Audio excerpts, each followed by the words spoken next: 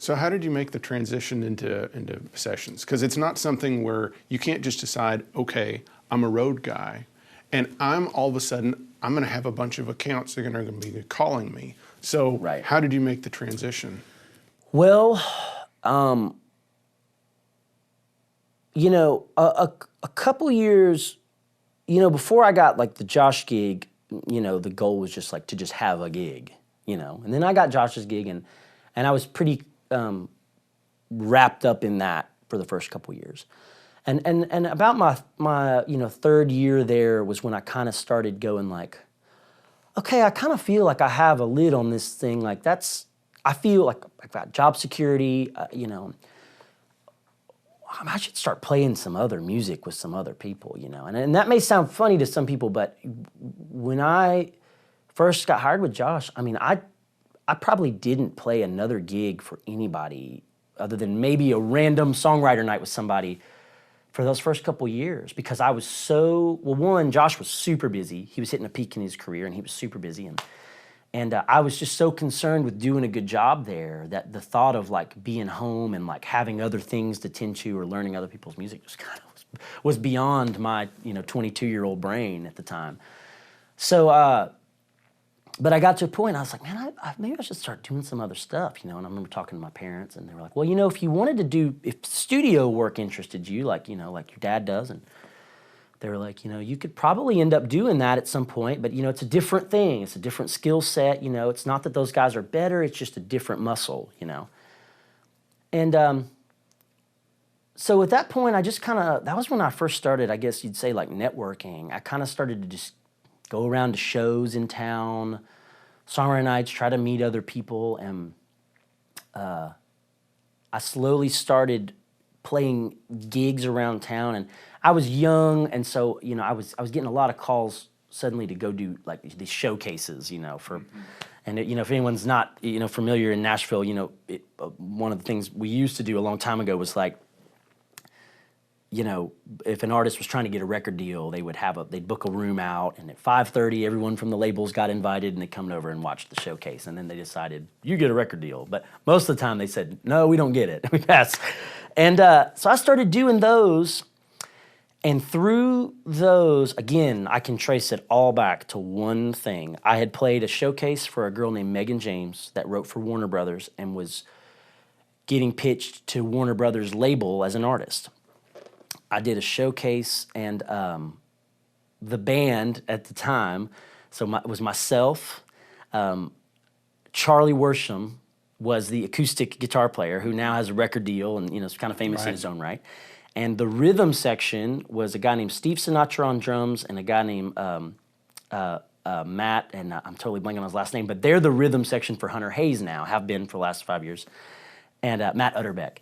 And so guys that all kind of went on to do good things. It was a really good band, and they were all my age, and it was fun and everything. And Megan didn't get a record deal, and so she got offered a publishing deal with a different company and went there. And she called me up out of the blue and said, hey, I'm moving, you know, publishing companies, and I want to mix up some things with how I'm doing my demos. I used all the same guys for 3 years at Warner Brothers, and I just kind of want to mix some things up. She's like, do you play sessions? Would you want to come? And I was like, yeah, you know, I would love to, thank you, you know. And so I did my first session for like a publisher for EMI, Megan James, at Station West. And I could tell you every band guy, all the dudes, and I walked in and I knew who all of them were, you know, from reading their names and liner notes and stuff, or my parents talking about them. I knew who every person was, and of course they didn't know me. And man, you know, from that one session, it was like one of the co-writers from that session liked me and hired me on one of their sessions coming up. And then, you know, I met a couple other players, and then I kept doing Megan's sessions. From then on out, I mean, I think to this day I've probably done every session Megan's ever had since then. And it's like, she was really loyal to me, liked me, and, you know, I'd meet a bass player guy, and then he might throw something out. But I mean, you're talking about small steps. I mean, it's not a thing that like happens like wildfire. It, you know, and, you know, an artist, even if you lock down a quote unquote an account, one songwriter, they're going to do a demo session every 6 weeks, maybe, you know, and then you do that demo session and you wait 2 months for your $180 check or whatever it is, you know. So it didn't move fast, but the point is that seed kind of started planting while I was still out with Josh. And then a couple years into that, I was doing a fair amount of work in town, and I was still doing Josh's gig, and I was turning down some things while I would be gone. I had a couple guys that I really respected, Russ Paul being one of them, the steel player, that kind of got in my ear and said, "Hey man, you could do this full time. Like you could, you know, you've got a thing that you do, and you could really do this full time if you'll stay here." Mm-hmm. Like, you know, and there's, man, at that time I was on a salary with Josh. You know, it was a real steady income, and it was a great thing. And man, there's never a good time to throw away, you know, tens of thousands of dollars. I mean, it doesn't matter, you know, even if you were already making $80,000 a year playing sessions, which I was not, but even if you were, it's still not a good time to call your other $80,000 a year thing and say, "Hey, whew, see ya," you know.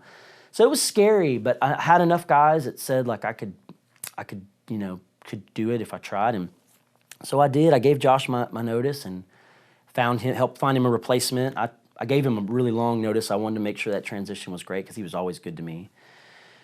And, you know, that was 2011.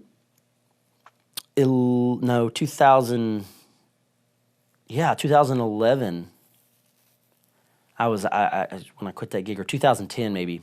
And that's when I just stayed in, I just refused to take a full-time road gig, you know. And I got called about a few other things, and because, you know, and I just had to turn them down, even though the money was real tempting. And I mean, I was not making a lot of money doing sessions. I was barely scraping by.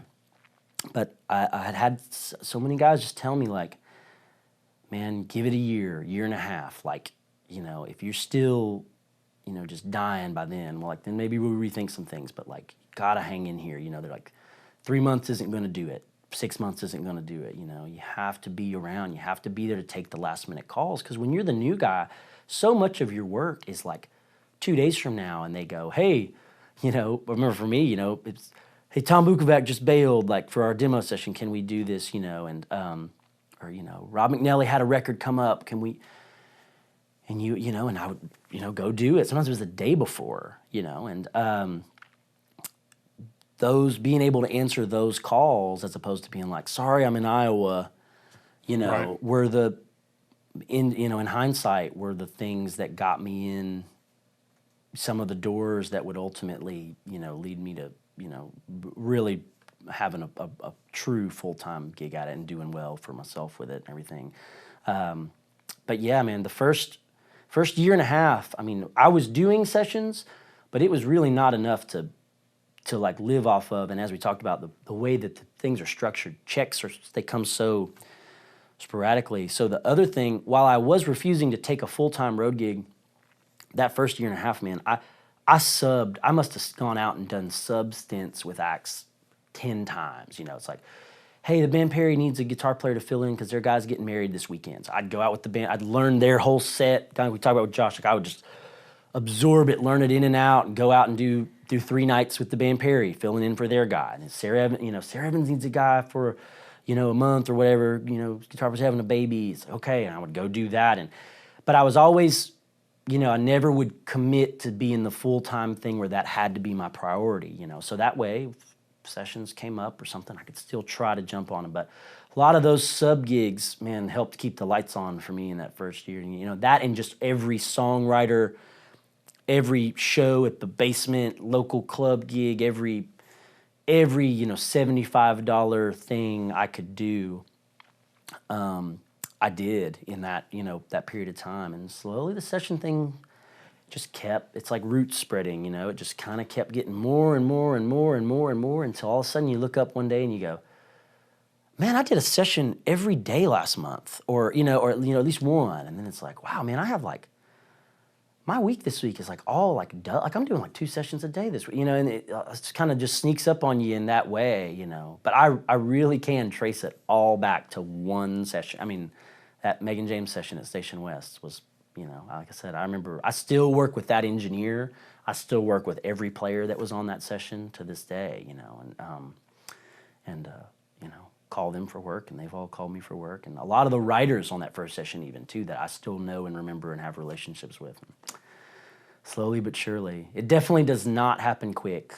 That's the thing I try to stress to guys is, and I have had this year particularly a lot of guys say, you know, I really want to start doing sessions, and it's like, well, I can't tell you for sure like do this and this will get you work. But I can tell you that it will not happen fast. It does not matter. It doesn't matter what instrument you're on. It doesn't matter whatever. Even if you're a great player and a super like even if you have everything going for you, it will not happen fast. You know, it's a slow process, and you got to just kind of hang in there and, you know, be willing to jump, you know, always answer the phone. I remember reading an article with Vince Gill where he said, I just said yes to everything. That's kind of the way. So at least it was the way for me, you know, so.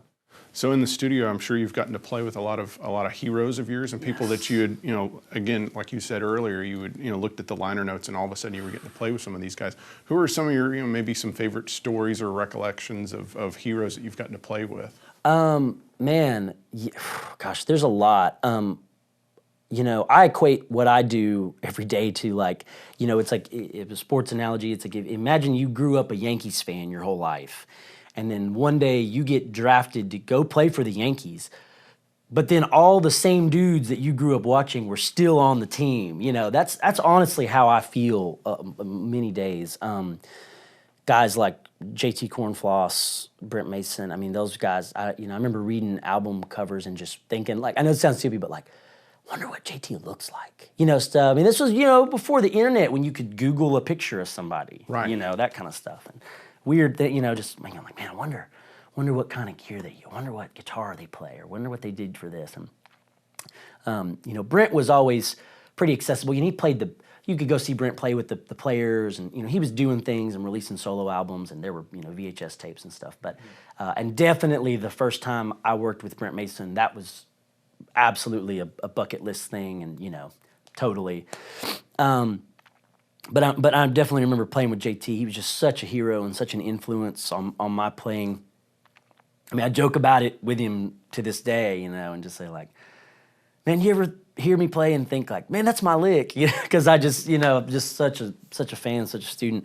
But I remember definitely getting to meet him and play with him, because the first time I'd ever met him or even seen him was playing with him, you know, and that was a really special day, and just trying to absorb. Just remember watching what he did, you know, just trying to see how he worked and see how he thought, and, you know, and watch the things he did, and just amazing. And he's, to this day, I mean, I count him as a friend now, but he's just been so gracious to me from the first day he met me. Just so kind, so welcoming, you know, just the greatest guy. He's always been good. I'm trying to think of stories.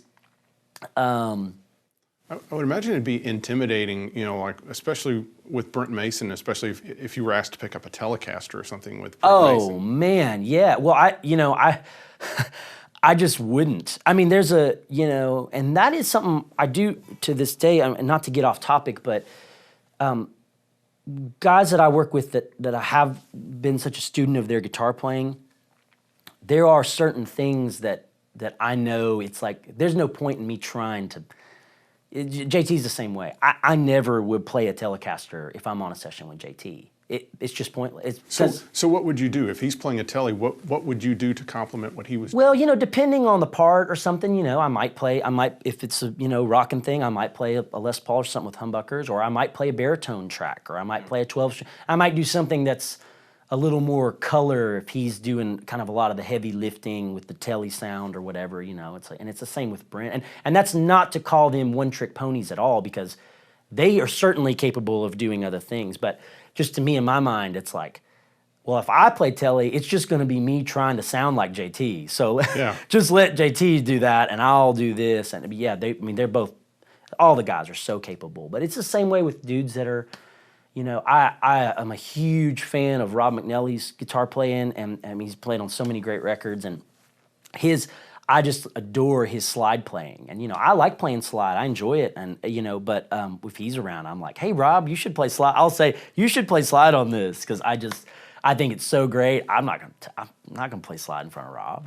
I'll let him do his thing, and of course, all those guys are so gracious. If I said that to them, they get embarrassed. They're super kind. But yeah, with Brent, it's definitely that way. It's way with all those guys, man. I remember the first time I got to work with like Greg Morrow on drums, and just being like, I want it to feel like.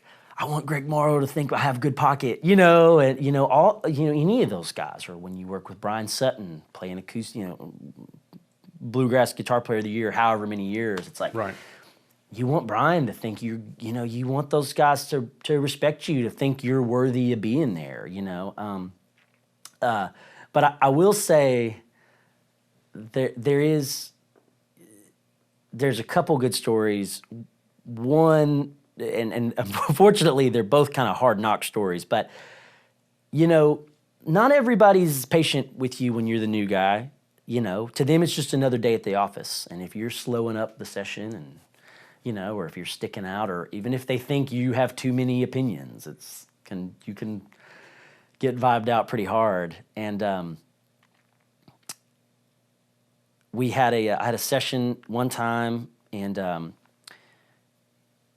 we did the track, and my first part felt good, so I said I'm going to do a second part, and got geared up, and this particular bass player was going to replay his. So we get geared up, and they go to start the song, and I start playing the intro, and I realize that they haven't put my second guitar part into the headphones yet, so I can't hear myself. And I really, need to hear myself. So I kind of just, into the, and they stopped the track, and I was like, "Hey guys, I'm so sorry. I can't hear my second guitar part. I need you to bring it up or whatever." And this bass player stepped on the talkback, and I just heard the talkback mic open up in my cans, and I heard somebody go, "Don't ever effing do that again." And I looked through the glass, and this bass player guy's just staring at me. And this guy's playing on a lot of big. I was horrified, And now that guy has a buddy, and I know he's just crotchety, he's just one of those things. But he loves me, and we've talked about that story, and we laugh, and I give him a hard time over it. But in that moment, I was just some kid that was messing up his vibe. There was no respect level there. I was not a peer to him.